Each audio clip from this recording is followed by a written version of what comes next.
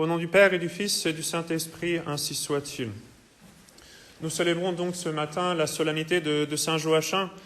On connaît très peu de choses sur la vie de Saint Joachim et de Sainte Anne. On connaît davantage de choses sur Sainte Anne, grâce notamment aux reliques qui ont été découvertes, aux apparitions d'Aurès, mais on connaît très peu de choses sur Saint Joachim. Une des choses, cependant, qui nous est rapportée par un certain nombre de pères de l'Église, notamment par Saint Jean Damascène, c'est que Saint Joachim pratiquait l'aumône. Il avait une dévotion particulière à la pratique de l'aumône envers les pauvres. Et en son honneur, je voudrais parler aujourd'hui de l'aumône. Saint Joachim, voyez-vous, a mené une vie simple, une vie méconnue, une vie cachée. Aujourd'hui, on sait bien peu de choses, mais il a fait beaucoup de bien. Non seulement il nous a donné la très sainte Vierge Marie, mais de son temps aussi, il faisait beaucoup de bien autour de lui, et en particulier envers les pauvres. L'aumône est un devoir de charité, un devoir qui avait été même imposé par le bon Dieu dans l'Ancien Testament, dans la loi de Moïse. Il était notamment commandé aux cultivateurs de ne pas ramasser les grains qui avaient été perdus dans les champs. Donc tous les épis de blé qu'on avait laissés de côté, vous savez, parfois ça arrive aujourd'hui, surtout avec les gros engins qu'on utilise, alors il peut rester un petit peu de blé ou d'épis de maïs dans le champ. Eh bien, les Israélites aussi, évidemment, avaient des pertes quand ils ramassaient. Eh bien, c'est ce qui restait, ce qui était tombé, ce qui avait été négligé, devait être laissé pour les pauvres et les étrangers.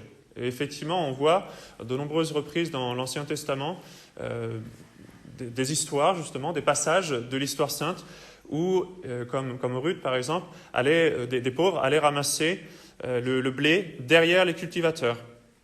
Et c'était une loi. On lit notamment dans le livre du Deutéronome, « Quand vous ferez votre moisson dans vos champs, et si vous oubliez une gerbe, vous ne retournerez pas pour la chercher, mais vous la laisserez emporter par l'étranger, par l'orphelin et par la veuve, afin que le Seigneur votre Dieu vous bénisse dans tout le travail de vos mains. » Dans le Lévitique, on lit encore, « Quand vous ferez la moisson sur votre terre, vous ne la couperez pas jusqu'au sol, et vous ne ramasserez pas les épis épars, mais vous les laisserez pour les pauvres et pour les étrangers. » Donc il y avait déjà cette idée de ramasser le plus gros du fruit de son travail, mais d'en laisser une partie pour les pauvres. Et l'un des reproches que le bon Dieu a fait à la ville de Sodome, ça a été son endurcissement, son manque de charité vis-à-vis des pauvres. Dans le livre d'Ézéchiel, il est dit « Rassasiée de pain qu'elle avait en abondance, elle vivait dans l'oisiveté avec ses filles, et elle ne tendait pas la main aux malheureux et à l'indigent. » Et il y a beaucoup d'exemples de pratiques de l'aumône dans l'Ancien Testament. On peut penser à Abraham, on peut penser surtout à Tobie, qui nous a donné cet exemple. Et cette pratique a continué de se retrouver dans la vie des premiers chrétiens de façon assez éclatante. Saint Paul, dans ses épîtres, fait allusion au fait que le premier jour de chaque semaine, on faisait une collecte pour les pauvres. Dans les Actes des Apôtres, on voit à un moment donné les chrétiens de la ville d'Antioche se cotiser, faire là aussi une quête pour envoyer des aumônes aux chrétiens de Judée qui étaient dans la nécessité, qui pour beaucoup d'entre eux étaient affamés. Et donc ils avaient confié des aumônes à Saint Paul et à Saint Barnabé afin qu'eux puissent les distribuer ensuite en Judée. Bien sûr, dans l'Évangile, il y a le conseil de notre Seigneur au jeune homme riche qui, lui demandant comment être parfait, reçoit cette réponse d'aller tout vendre pour tout donner aux pauvres. Évidemment, là, c'est l'appel à la vie apostolique, à la vie religieuse. Ce n'est pas toujours apprendre à la lettre, mais il faut toujours au moins pratiquer l'esprit de pauvreté, et nous devons tous pratiquer l'aumône, chacun à notre niveau.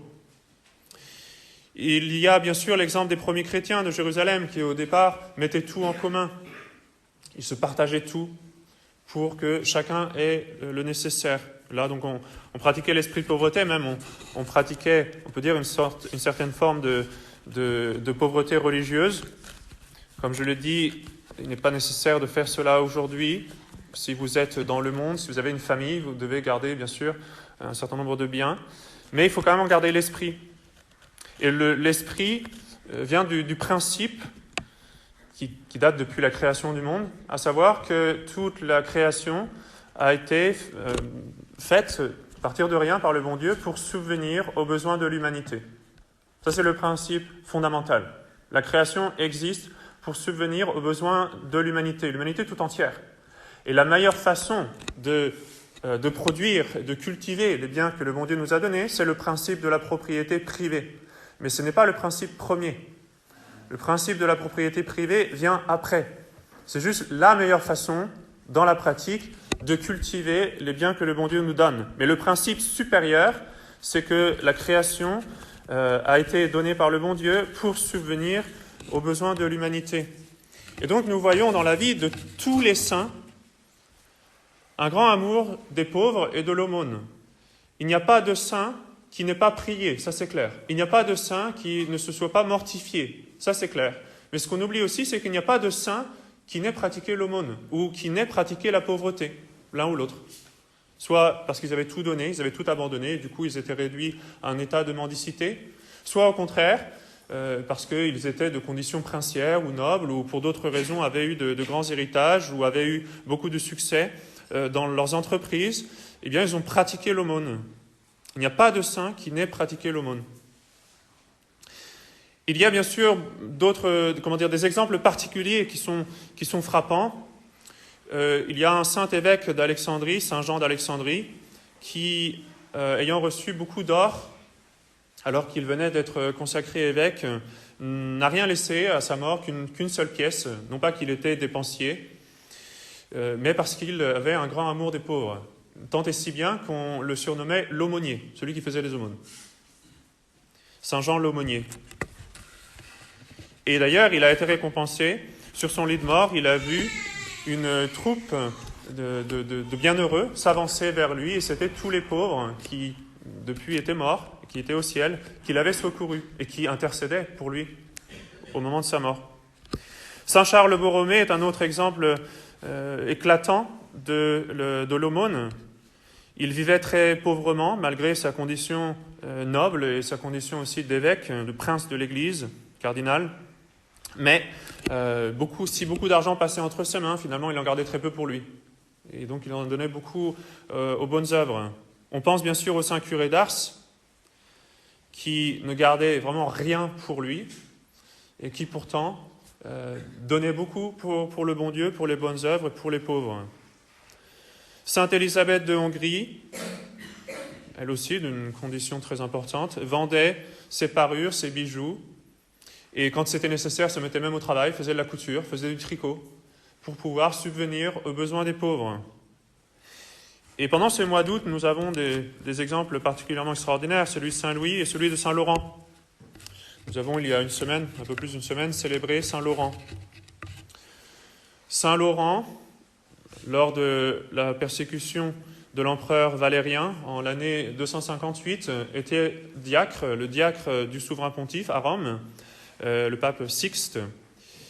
Et à ce moment-là, donc on recherchait tous les prêtres, tous les ecclésiastiques pour les mettre à mort. Et le pape Sixte s'était fait arrêter. Il allait être conduit bientôt au martyre. Et Saint Laurent était triste parce que, normalement, à chaque fois qu'il y avait un sacrifice, le saint-sacrifice de la messe, il accompagnait son souverain pontife, son pontife Sixte. Et alors qu'il le voit s'avancer vers le martyre, il lui dit « Ô Père, où allez-vous sans moi, sans votre Fils ? Ô Saint-Évêque, où allez-vous sans votre diacre ? Vous n'avez jamais offert le saint sacrifice sans que je vous ai assisté. Et maintenant, voulez-vous être offert vous-même en sacrifice sans moi ? En quoi ai-je pu vous déplaire ? M'avez-vous trouvé infidèle ? Soumettez-moi à une nouvelle épreuve, et vous pourrez constater si vous aviez choisi un ministre indigne pour offrir le sang du Seigneur. » Et à ce moment-là, le pape Saint Sixte, qui est sur le chemin du martyr, lui prophétise qu'il devra d'abord pratiquer beaucoup d'aumônes et offrir un sacrifice plus grand que lui. Et donc il lui demande d'aller distribuer les richesses de l'Église pour ne pas qu'elles tombent entre les mains des païens, d'aller les distribuer aux pauvres, ce que Saint Laurent va faire. Il va être lui aussi convoqué chez le gouverneur, et le gouverneur sachant que Saint Laurent était diacre et avait la responsabilité de tous les vases sacrés de l'Église, eh bien, le gouverneur romain lui demanda de lui remettre tous ces... Il savait qu'il y avait au moins des vases, des calices en or, en argent, avec des pierres précieuses. Et donc, il a demandé à Saint Laurent de tout lui remettre.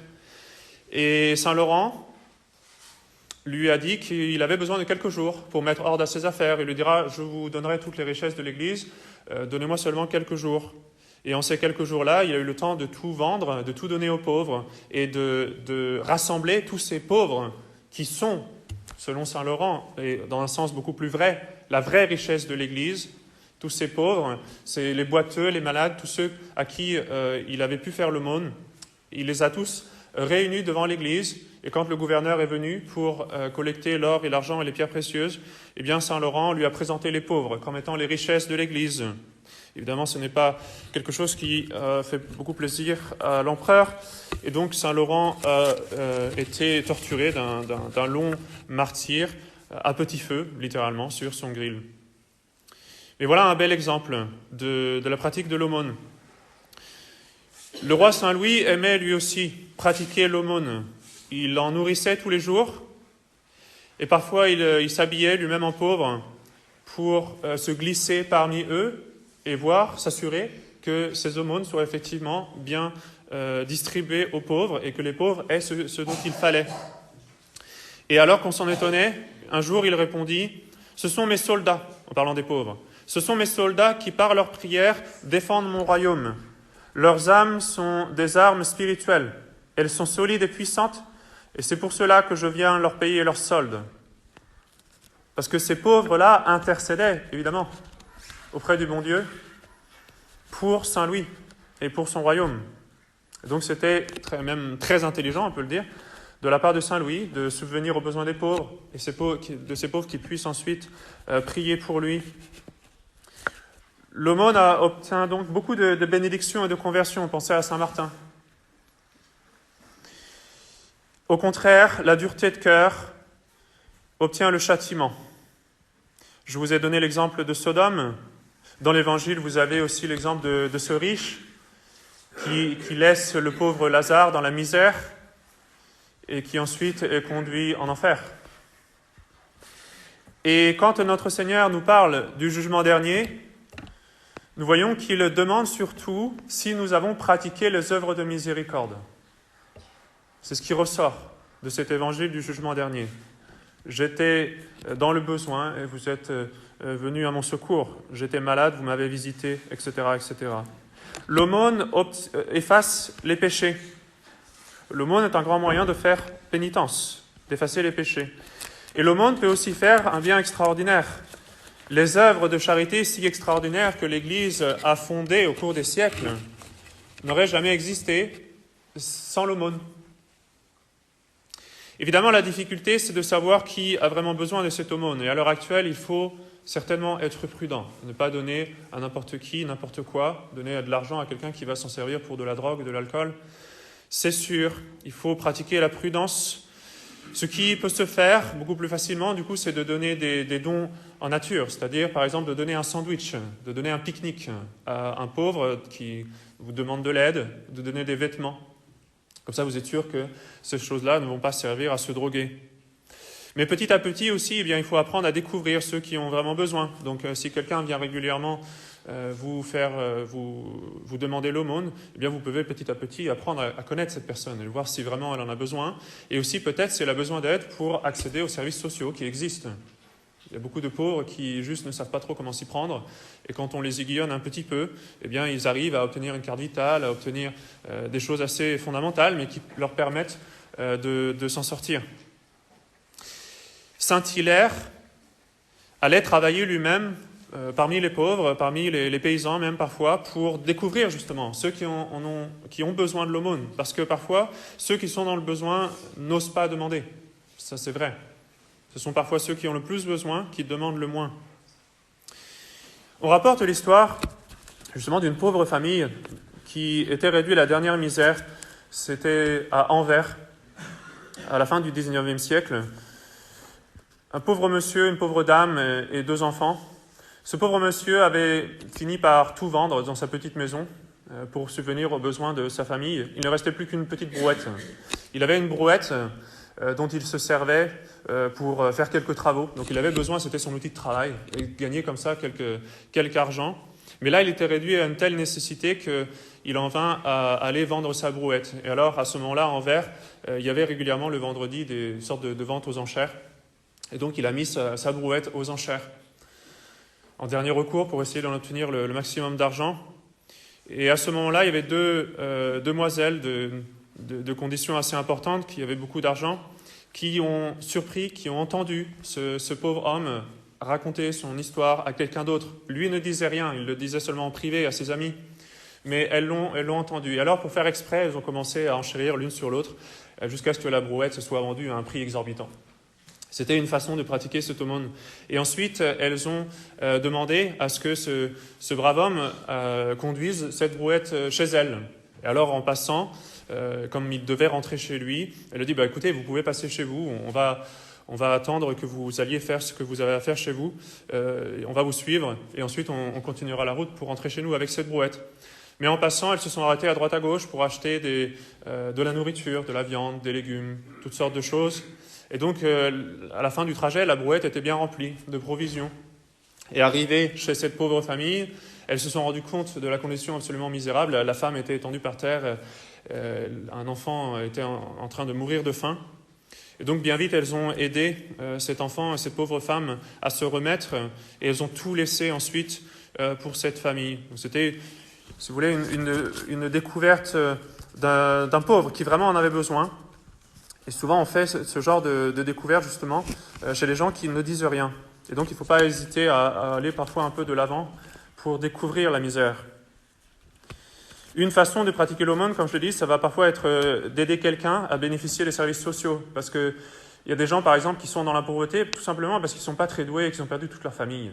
Intellectuellement, ce sont des gens pas très intelligents, pas très débrouillards. Ils ont besoin d'aide, ils ont besoin d'être assistés. Et alors, tout simplement, en faisant le nécessaire pour qu'ils soient inscrits à la sécurité sociale ou d'autres choses, vous leur rendez un grand service. C'est une pratique très simple de l'aumône qui permet d'utiliser les services sociaux que nous payons très cher, donc autant qu'ils servent pour les personnes qui en ont vraiment besoin. Il ne faut pas attendre, et ça c'est une erreur assez courante, il ne faut pas attendre à ce que d'autres payent tout. C'est-à-dire se dire, moi j'ai pas beaucoup d'argent, il y a des gens qui sont riches, c'est à eux de faire l'aumône, c'est à eux de payer, d'aider les prêtres, c'est à eux d'aider les écoles. Moi je ne fais rien parce que j'ai peu de moyens. En réalité, nous devons tous donner en proportion de nos moyens. Rappelez-vous cette loi de Moïse qui demandait à ce que l'on laisse quelques épis de blé dans le champ. Alors oui, il faut ramasser le fruit de son travail, mais il faut toujours en laisser un petit peu pour les pauvres ou pour les bonnes œuvres. Même ceux qui ont moins de moyens, souvent, vont quand même prendre un peu de leur argent pour s'offrir des divertissements, quelques vacances, etc. Eh bien, vous pouvez écourter un petit peu ces vacances, enlever un peu de divertissement pour pouvoir pratiquer l'aumône. Chaque aumône compte, même si c'est une petite aumône. Il est vrai que dans l'histoire de l'Église, il y a eu de grandes fondations, par exemple des monastères, qui ont été fondés grâce à de grands dons donnés par de grandes familles, de gens qui avaient beaucoup de moyens.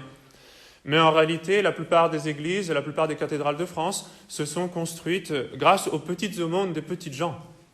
C'était les ouvriers de la ville qui, petit à petit, en donnant de petites aumônes, ont réussi à faire élever ces cathédrales. Et eux vivaient dans des maisons assez simples, mais ils ont donné le meilleur pour le bon Dieu. Rappelez-vous l'exemple de la veuve que notre Seigneur voit faire l'aumône pour le temple dans l'Évangile. Elle ne donne que peu de choses, mais aux yeux de Dieu, c'est beaucoup plus méritoire que si quelqu'un de très aisé avait donné même un don beaucoup plus important. Donc tout le monde doit donner un peu. Dans le but de donner l'aumône, il faut aussi prendre les moyens, c'est-à-dire évidemment travailler. Et j'encourage les jeunes même à s'assurer à ce qu'ils aient un travail qui leur permette de subvenir aux besoins de leur famille et de pouvoir pratiquer l'aumône. Saint Paul nous demande de travailler, non seulement pour gagner notre vie, mais aussi pour pouvoir subvenir aux besoins des autres. Et donc, je ne veux pas dire nécessairement de choisir le travail en fonction de l'argent, mais quand même, il faut être simples comme des colombes et habiles comme des serpents. Et donc, il ne faut pas faire exprès de prendre le travail qui paye le moins, évidemment. Prenez aussi, essayez d'obtenir un travail qui puisse vous permettre de payer l'école pour vos enfants, de permettre de subvenir aux besoins de votre famille, de permettre de subvenir aux besoins de l'Église, des communautés religieuses, des écoles. Il faut être malin, il faut être intelligent. Alors, en l'honneur de Saint Joachim, demandons-lui aujourd'hui la grâce d'aimer et de pratiquer l'aumône et les autres œuvres de miséricorde. Cela nous attirera beaucoup de bénédictions, même temporelles. Le bon Dieu nous redonne au centuple ce que nous lui donnons. Déjà parfois sur la terre et surtout, bien sûr, dans le ciel. Le même Saint Jean l'aumônier dont je vous ai parlé tout à l'heure, l'évêque d'Alexandrie, avait avec lui un jour un de ses confrères qui avait une bourse avec 30 pièces d'or. Saint Jean l'aumônier, lui, n'avait plus rien sur lui. Alors, il lui a proposé d'aller faire un tour pour faire l'aumône aux pauvres, sauf qu'évidemment, il prenait l'argent de son ami.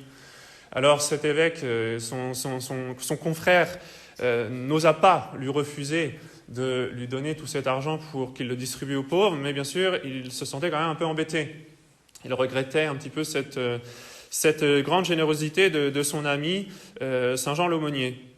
Et alors, plus tard, une fois que Saint Jean l'aumônier est rentré chez lui et qu'il a réussi à réunir cette somme d'argent, il a proposé à son ami de tout lui restituer, la bourse entière des 30 pièces d'or. Son ami était très heureux.